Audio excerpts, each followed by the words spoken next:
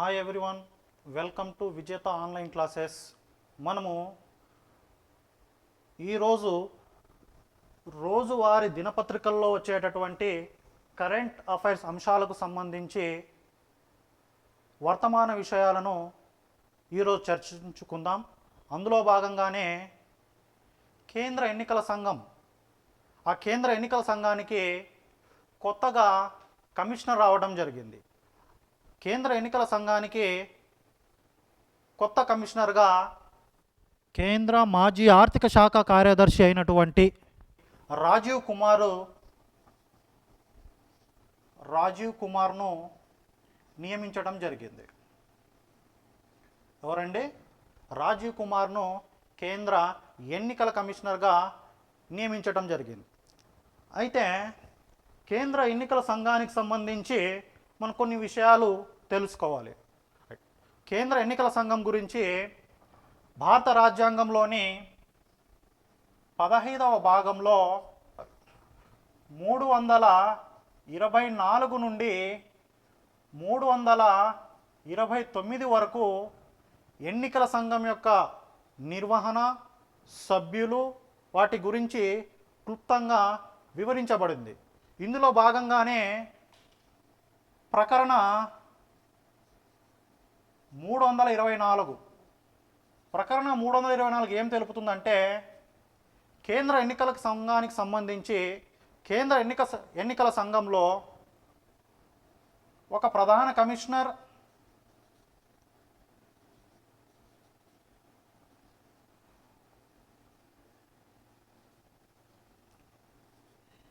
ఇద్దరు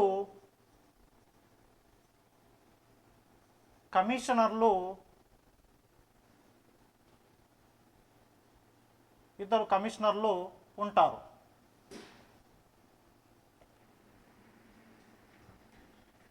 ఒక chief election commissioner and ఇద్దరు కమిషనర్స్ ఉంటారు.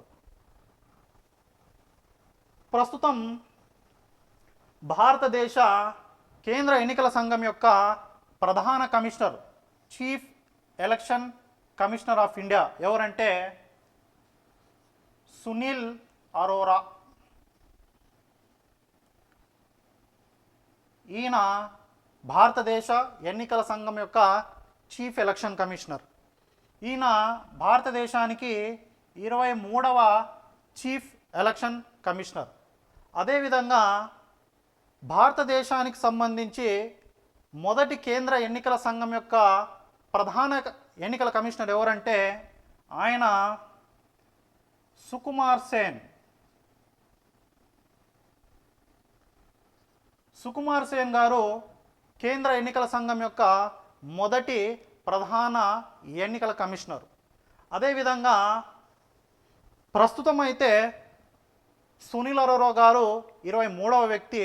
ఆయనతో పాటు ఇద్దరు కమిషనర్లు ఉంటారు. ఆ ఇద్దరు కమిషనర్లో కొత్తగా నియామకమైనది రాజీవ్ కుమార్. ఈయన ఎవరండి? ఈ రాజీవ్ కుమార్ అనేటువంటి వ్యక్తి కేంద్ర మాజీ ఆర్థిక కార్యదర్శి అయ్యారు. కేంద్ర మాజీ ఆర్థిక కార్యదర్శి.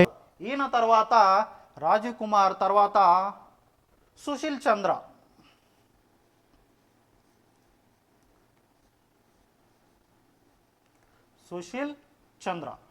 మరి మీరు ఇక్కడ గుర్తుంచుకోవాల్సిన విషయం ఏమిటంటే, రాజీవ్ కుమార్ ఎవరి స్థానంలో రావడం జరిగిందంటే, ఈయన అశోక్ లావాసా. ఎవరండి? అశోక్ లావాసా. ఈయన అశోక్ లావాసా 2018లో ఈయన యొక్క నియామకం జరిగింది. ప్రస్తుతం అశోక్ లావాసా గారు ఈయన ఏడిబి, ఏషియన్ డెవలప్మెంట్ బ్యాంక్ యొక్క వైస్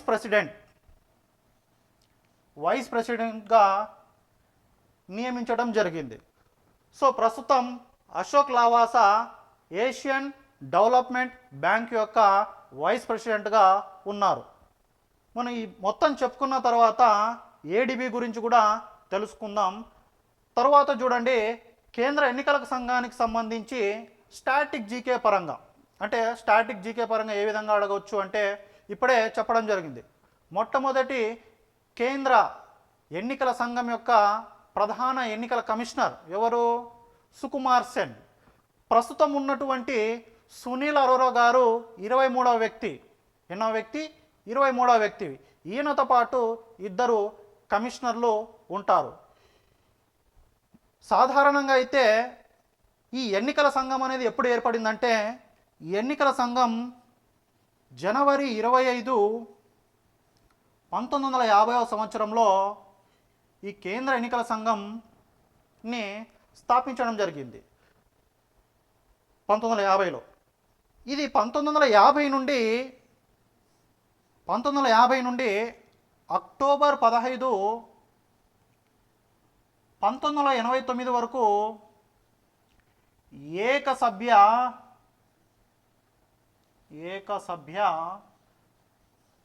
సంస్థగా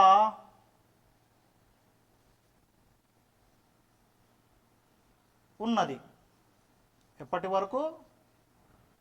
జనవరి 25, 1950 నుండి అక్టోబర్ 15, 1989 వరకు ఈ కేంద్ర ఎన్నికల సంఘం ఏకసభ్య సంస్థగా. అంటే ఏకసభ్య సంస్థ అంటే కేవలం ఒక ప్రధాన ఎన్నికల కమిషనర్ మాత్రమే ఉంటే దానిని ఏకసభ్య సంస్థగా అభివర్ణిస్తారు.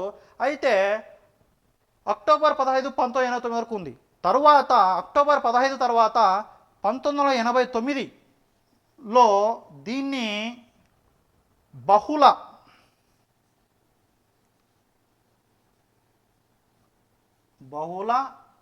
సభ్యుల సంస్థగా మార్చడం జరిగింది. ఎప్పుడు మార్చారు? 1989. అంటే అక్టోబర్ 15 తర్వాత ఈ ఏకసభ్య సంస్థను బహుళ సభ్యుల సంస్థగా మార్చడం జరిగింది. రైట్. తరువాత ప్రధాన ఎన్నికల కమిషనర్ కానివ్వండి, మిగతా ఇద్దరు కమిషనర్లు కానివ్వండి, వారి యొక్క జీతభత్యాలు ఏ విధంగా ఉంటాయో చూసుకుందాం. వాటి యొక్క జీతభత్యాలు చూసుకునే ముందు ప్రస్తుతం ఉన్నటువంటి కేంద్ర ప్రభుత్వం 2018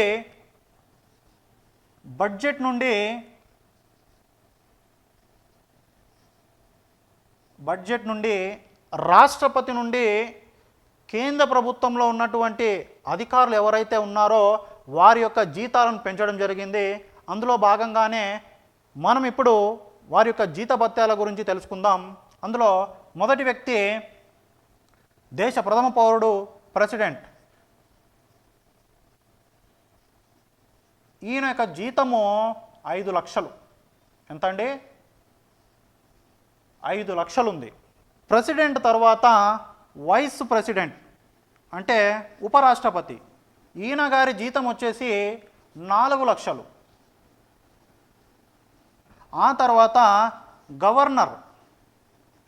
చూడండి, గవర్నర్ యొక్క జీతము 3,50,000 ఉంది.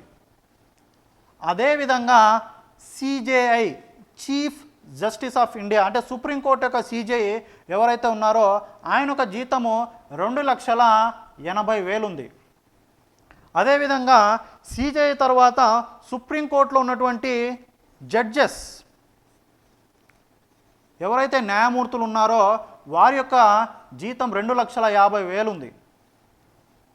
అదేవిధంగా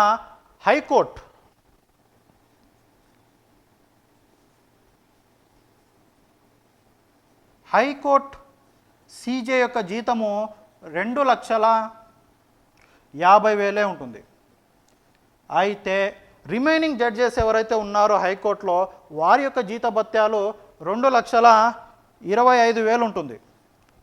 2,25,000 ఉంటుంది. అయితే ఇక్కడ హైకోర్టు సీజే ఎవరైతే ఉన్నారో వీరి యొక్క జీతానికి సమానంగా, అంటే వీరి యొక్క జీతభత్యం ఏదైతే ఉందో ఆ జీతభత్యానికి సమానంగా కేంద్ర ప్రధాన ఎన్నికల కమిషనర్ కానివ్వండి, ప్రధాన ఎన్నికల కమిషనర్ కావచ్చు, మిగతా కమిషనర్స్ ఎవరైతే ఉన్నారో వాళ్ళు నెలకు 2,50,000 జీతాన్ని పొందుతారు. ఎంత? 2,50,000 జీతాన్ని పొందడం జరుగుతుంది. అదేవిధంగా నెక్స్ట్ ఎన్నికల సంఘానికి సంబంధించి వారి యొక్క పదవీ కాలం చూడండి. సాధారణంగా అయితే ఎన్నికల ప్రధాన కమిషనర్ కావచ్చు, మిగతా ఇద్దరు కమిషనర్లు కానివ్వండి, కాల పరిమితి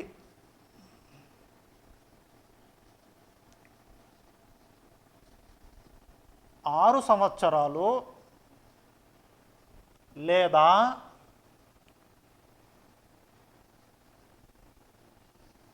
పదవి విరమణ వయస్సు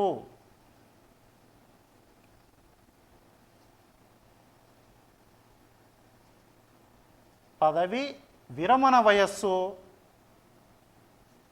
65 సంవత్సరాల వరకు. ఇందులో ఏది ముందైతే దాన్ని తీసుకోవడం జరుగుతుంది. సో ఇదండి వారి యొక్క కాలపరిమితి. అంటే వాళ్ళకి కాలపరిమితి 6 సంవత్సరాలు లేదా పదవి విరమణ వయసు వచ్చేసి 65 సంవత్సరాలు ఉంటుంది. సరే, తర్వాత వీరి యొక్క జీతభత్యాలు. ఇప్పుడు నెలకు 2,50,000 చెల్లిస్తున్నారు. మళ్ళీ ఎక్కడి నుండి ఇస్తారు? దీన్ని ఎక్కడి నుండి ఇస్తారంటే కన్సాలిడేటెడ్ ఫండ్. కన్సాలిడేటెడ్ ఫండ్ ఏదండి? కన్సాలిడేటెడ్ ఫండ్ అంటే తెలుగులో సంఘటిత నిధి. సంఘటిత నిధి, దీన్నే సంచిత నిధి అని కూడా అంటారు. భారత రాజ్యాంగంలో సంఘటిత నిధి గురించి ప్రకరణ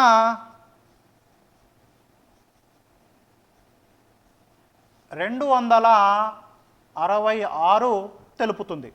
చెప్పాలంటే 266 క్లాజ్ 1 దేని గురించి తెలుపుతుంది?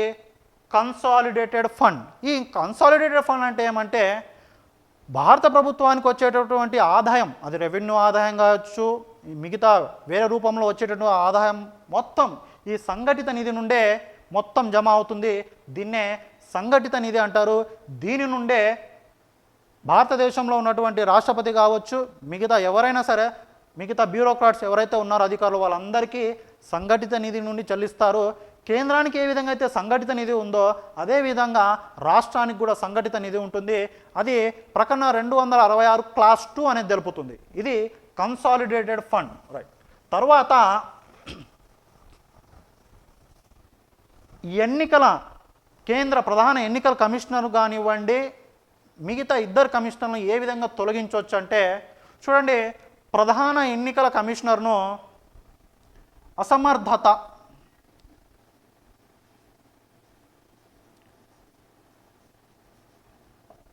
అంటే ఇన్క్యాపబిలిటీ, నెక్స్ట్ అసమర్థత మరియు అవినీతి. అసమర్థత మరియు అవినీతి ఈ రెండు ఆరోపణల్లో ఈయనను ఎవరిని? ప్రధాన ఎన్నికల కమిషనర్ సిఈసిని ఏ విధంగా తొలగిస్తారంటే సుప్రీంకోర్టు జడ్జిని ఏ విధంగా అయితే తొలగిస్తారో అదే విధానంలో కేంద్ర ప్రధాన ఎన్నికల కమిషనర్ కూడా తొలగించడం జరుగుతుంది. ఉభయ సభల్లో అంటే పార్లమెంట్లో ఉన్నటువంటి ఉభయ సభల్లో లోక్సభ, రాజ్యసభ 2/3 మెజారిటీతో ఈయనను తొలగించడం జరుగుతుంది. మరి ఇద్దరు కమిషనర్లు, మిగతా ఇద్దరు కమిషనర్లు ఎవరైతే ఉన్నారో వారి యొక్క తొలగింపు ఏ విధంగా ఉంటుందంటే ప్రధాన ఎన్నికల కమిషనర్ యొక్క సిఫారసు మేరకు రాష్ట్రపతి వాళ్ళిద్దరిని, మిగతా ఇద్దరిని అవినీతి కానివ్వండి, అసమర్థత కానివ్వండి, ఈ రెండింటి విషయాల్లో ఆధారంగా వాళ్ళను తొలగించడం జరుగుతుంది. ఇది మొత్తము కేంద్ర ప్రధాన ఎన్నికల సంఘం గురించి సంబంధించిన అంశాలు. అదేవిధంగా రాష్ట్ర ఎన్నికల సంఘానికి వచ్చేసరికి రాష్ట్ర ఎన్నికల సంఘం గురించి ముఖ్యంగా రాష్ట్ర ఎన్నికల సంఘం అనేది ఎవరు తెలుపుతారు అంటే ఏ ఆర్టికల్ తెలుపుతుందంటే రాష్ట్ర ఎన్నికల సంఘం గురించి ప్రకరణ 243K 243K అనేది రాష్ట్ర ఎన్నికల సంఘం గురించి తెలుపుతుంది. రాష్ట్ర ఎన్నికల సంఘం యొక్క ముఖ్య విధి ఏమంటే పంచాయతీ ఎన్నికలు నిర్వహించడం, ఓటర్ల నమోదు, ఈ మొత్తం కార్యక్రమాలంతా రాష్ట్ర ఎన్నికల సంఘం నిర్వహిస్తుంది. కేంద్ర ఎన్నికల సంఘం అయితే సాధారణ ఎన్నికలు అంటే లోక్సభకు సంబంధించినటువంటి ఎన్నికలు, తర్వాత రాష్ట్రాలకు సంబంధించినటువంటి ఎమ్మెల్యేలు కానివ్వండి, ఎమ్మెల్యేలకు సంబంధించినటువంటి ఎన్నికలు మొత్తం నిర్వహించేది కేంద్ర ఎన్నికల సంఘం. రాష్ట్ర ఎన్నికల సంఘం ఏది నిర్వహిస్తుందంటే పంచాయతీ ఎన్నికలను నిర్వహించేది రాష్ట్ర ఎన్నికల సంఘం. ఇది మొత్తంగా కేంద్ర ఎన్నికల సంఘం గురించి అంశాలు. తర్వాత మనము తెలుసుకోవాల్సినటువంటి మరొక అంశం ఏంటంటే తెలుసుకున్నాం ఇప్పుడే. 2018లో నియామకమైనటువంటి అశోక్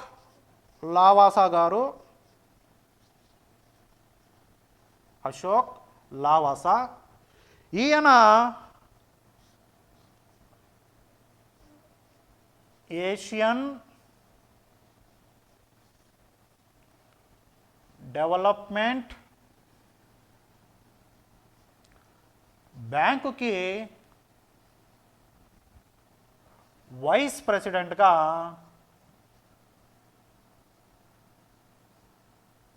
ఎన్నికవటం జరిగింది. ఎవరు? కేంద్ర ఎన్నికల సంఘం యొక్క మాజీ కమిషనర్ అయినటువంటి Ashok Lavasa Asian development bank, Asia అభివృద్ధి బ్యాంక్ యొక్క వైస్ ప్రెసిడెంట్గా నియామకం అవటం జరిగింది. రైట్. స్టాటిక్ జీకే పరంగా మనం ఏడిబి గురించి తెలుసుకుందాం. ఆసియా అభివృద్ధి బ్యాంక్ అంటారు. దీని యొక్క హెడ్ క్వార్టర్ ఎక్కడ ఉంటుందంటే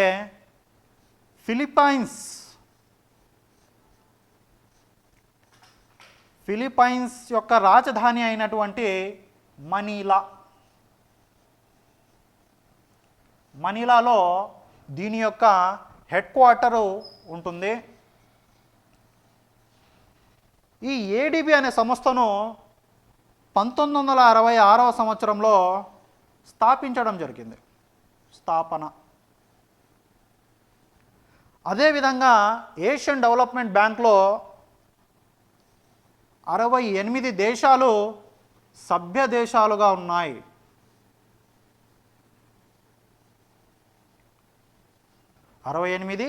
సభ్య దేశాలు. అయితే ఏడిబి యొక్క ప్రస్తుత ప్రెసిడెంట్ ఆయన పేరు అసా కువా. ఇది మొత్తం ఏషియన్ డెవలప్మెంట్ బ్యాంకుకు సంబంధించినటువంటి విషయాలు. సరే, ఇక దీని యొక్క కరెన్సీ ఫిలిప్పైన్స్ కరెన్సీ అంటే ఫిలిప్పైన్ పిసో. ఇది మీకు స్టాటిక్ జీకే లాగా పనికొస్తుంది. ఫిలిప్పైన్ పిసో ఇది ఫిలిప్పైన్స్ యొక్క కరెన్సీ అండి. ఇది ఏడిబి బ్యాంకుకు సంబంధించినటువంటి అంశాలు. అదేవిధంగా కేంద్ర ఎన్నికల సంఘానికి సంబంధించి కొన్ని విషయాలు ఉన్నాయి. ఆ కొన్ని విషయాల గురించి కూడా చర్చించుకుందాం. అవి కూడా చాలా ఇంపార్టెంట్. రైట్. స్వాతంత్ర అనంతరం భారతదేశంలో సాధారణ ఎన్నికలు 1951వ సంవత్సరంలో జరగడం జరిగింది. అయితే 1951 సంవత్సరంలో జరిగినటువంటి ఎన్నికల్లో మొదటి ఓటర్గా శ్యామ్ శరణ్ నేగి ఈయన గుర్తింపబడ్డారు. ఈ శ్యామ్ శరణ్ నేగి ఎవరైతే ఉన్నారో ప్రస్తుతం కూడా ఈయన జీవించే ఉన్నారు. శ్యామ్ శరణ్ నేగి హిమాచల్ ప్రదేశ్లోని కల్పా అనే ప్రాంతంలో 1917వ సంవత్సరంలో జన్మించడం జరిగింది. తరువాత భారతదేశంలో జనవరి 25ను నేషనల్ ఓటర్స్ డేగా జరుపుకోవడం జరుగుతుంది. అయితే జాతీయ ఓటర్ల దినోత్సవాన్ని మొదటిసారిగా జనవరి 25, 2011లో మొదటిసారిగా నిర్వహించటం జరిగింది. ప్రస్తుతం 2020 నాటికి 10వ జాతీయ ఓటర్ల దినోత్సవంని జరుపుకోవడం జరిగింది. అయితే ఇక్కడ ఏమడుగుతారంటే జనవరి 25, 2020లో జరుపుకున్నటువంటి జాతీయ ఓటర్ల దినోత్సవం యొక్క ఇతివృత్తం అంటే నథింగ్ బట్ థీమ్. ఏమడుగుతారు? థీమ్ అడగడానికి అవకాశం ఉంటుంది. ఇందులో చూడండి థీమ్ ఏముందంటే electoral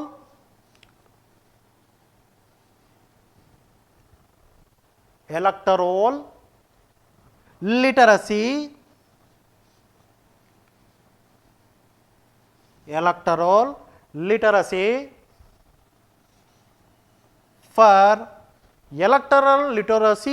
for stronger democracy.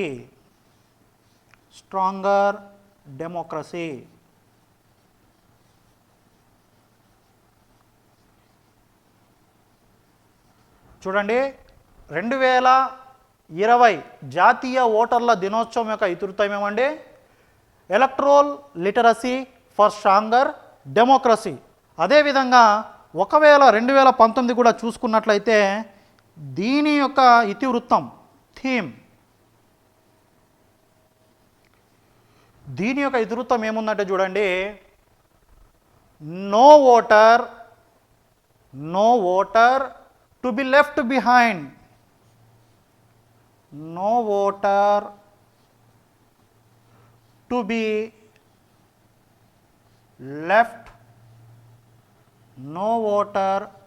be left behind.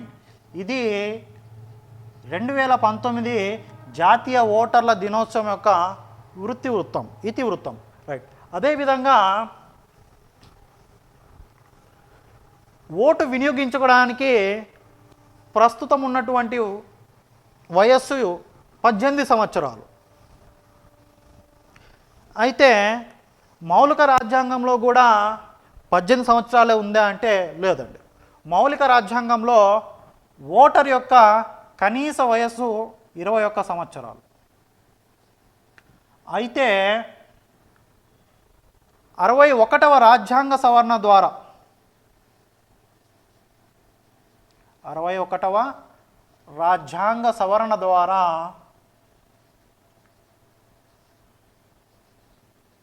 అప్పటి భారత ప్రధాని అయినటువంటి రాజీవ్ గాంధీ గారు 1988వ సంవత్సరంలో ఓటర్ యొక్క కనీస వయస్సును 21 సంవత్సరాల నుండి 18 సంవత్సరాలకు కుదించడం జరిగింది.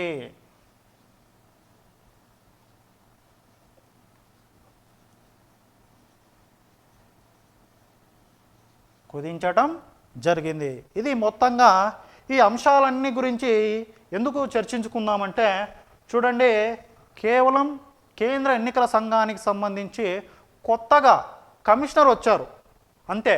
ఆ కమిషనర్ పేరు ఏం పేరు?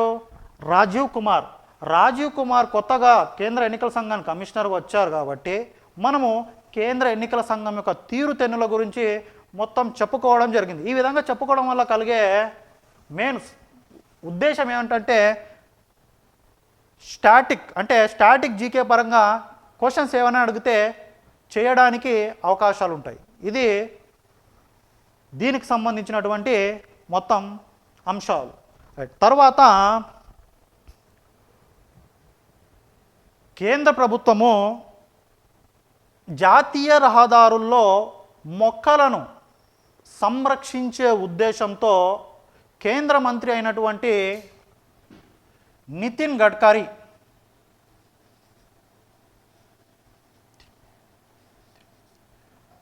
నితిన్ గడ్కరీ గారు హరిపత్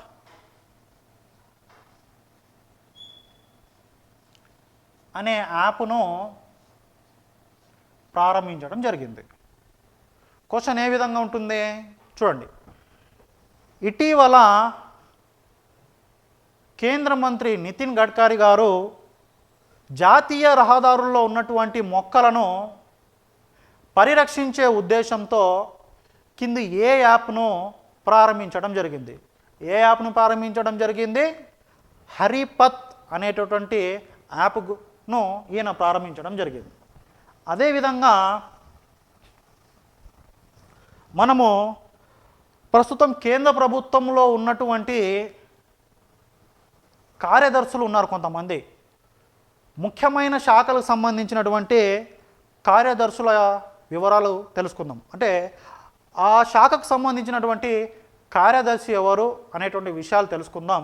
రైట్, మొదటిగా చూడండి, ఇందులో చూసుకున్నట్లయితే ప్రస్తుత కేంద్ర ప్రభుత్వ ఆర్థిక కార్యదర్శి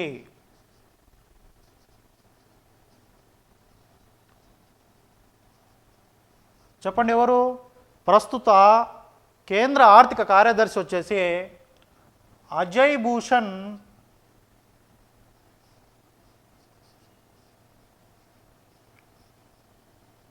పాండే. ఎవరండి? అజయ్ భూషణ్ పాండే ప్రస్తుత ఆర్థిక కార్యదర్శి. అదేవిధంగా ప్రస్తుత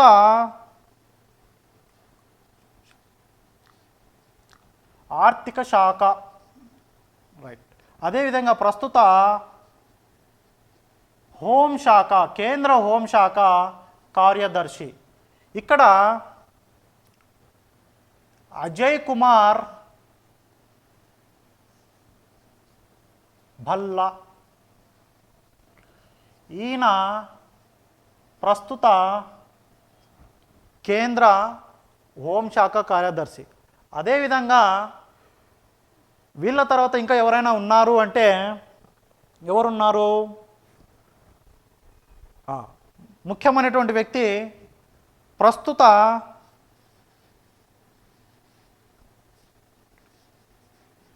క్యాబినెట్ కార్యదర్శి.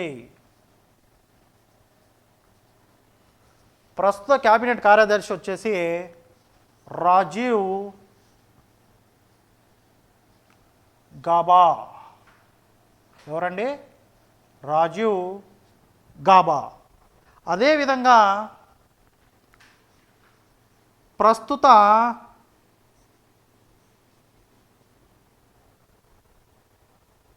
ప్రధానికి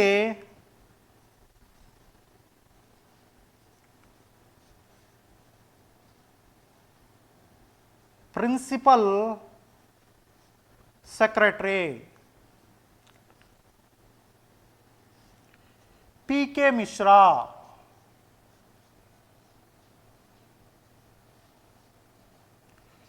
పీకే మిశ్రా ప్రస్తుతం ఉన్నటువంటి మోడీ గారి యొక్క ప్రిన్సిపల్ సెక్రటరీ పీకే మిశ్రా. అదేవిధంగా కేంద్ర ప్రభుత్వ ఆర్థిక ముఖ్య సలహాదారుడు,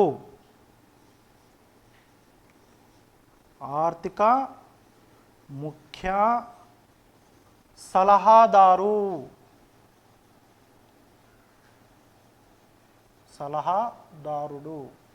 ఇక్కడ ఎవరంటే కృష్ణమూర్తి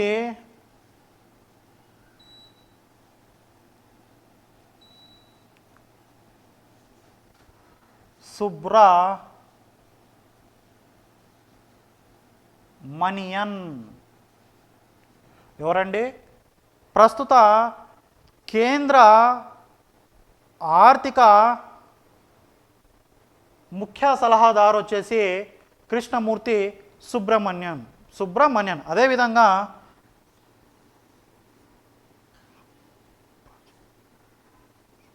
ప్రస్తుత హెల్త్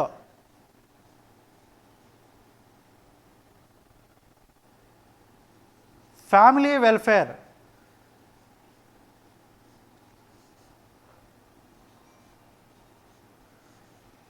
అంటే కేంద్ర ఆరోగ్య మరియు కుటుంబ సంక్షేమ శాఖ కార్యదర్శి కొత్తగా నియామకం అవటం జరిగింది. ఆయన పేరు రాజేష్ భూషణ్. రాజేష్ భూషణ్ ఈ విధంగా కేంద్ర ప్రభుత్వంలో ఉన్నటువంటి అతి ముఖ్యమైన బ్యూరోక్రాట్స్ వీళ్ళంతా బ్యూరోక్రాట్స్. తర్వాత మనం ఇంకో అంశంలో భాగంగా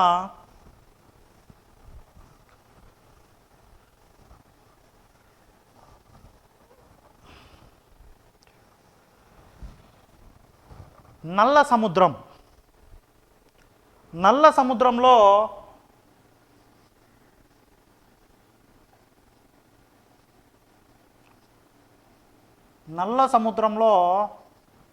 చమురు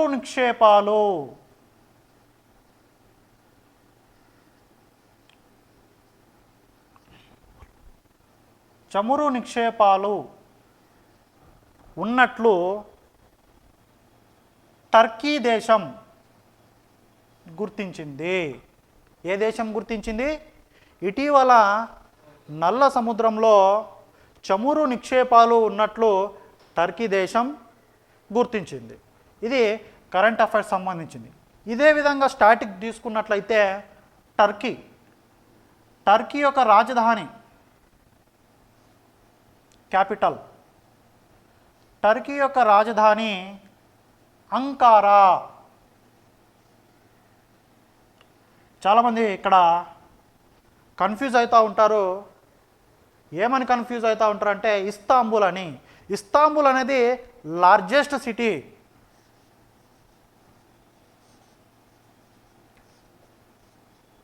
టర్కీ యొక్క లార్జెస్ట్ సిటీ, అతిపెద్ద నగరం ఇస్తాన్బుల్. అదేవిధంగా టర్కీ యొక్క కరెన్సీ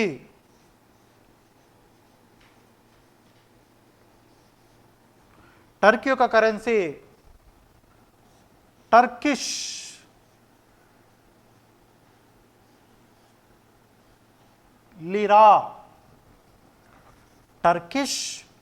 లీరా.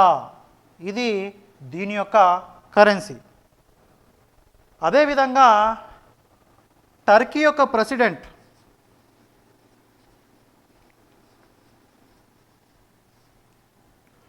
రిసెప్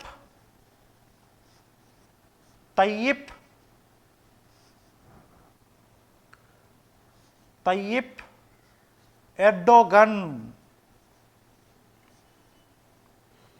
ఈయన టర్కీ దేశం యొక్క అధ్యక్షుడు. ఇది ప్రస్తుతానికి కరెంట్ అఫైర్స్కి సంబంధించి, అదేవిధంగా కరెంట్ అఫైర్స్తో పాటు స్టాటిక్ జీకేకి సంబంధించినటువంటి అంశాలు. Okay, thank you very much.